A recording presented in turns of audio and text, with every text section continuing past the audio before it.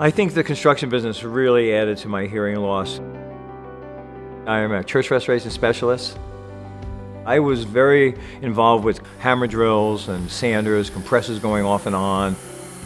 If you have hearing loss on the construction site, it can be a life or death situation, really.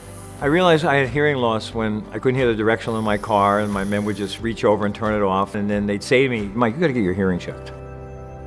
My son was home, and he said, "Dad, you wanna go see this movie?" And I said, "Okay," and the plot line was something I was getting a little fuzzy on, so I leaned over to my son like in the middle of the movie, and I said, "Is that his dad?"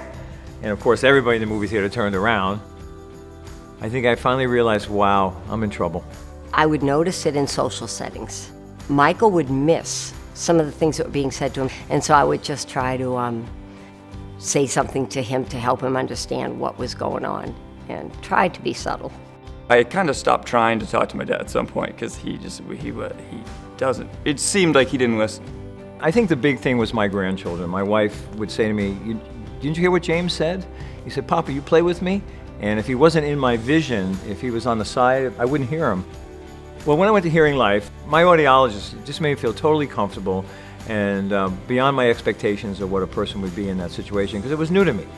I was with him that day, and as soon as she had calibrated what she thought he needed in both ears, instantly there was a difference. I just felt like I was getting my Michael back. Since the hearing aids, our phone conversations are pretty drastically different. Like, we have real phone conversations.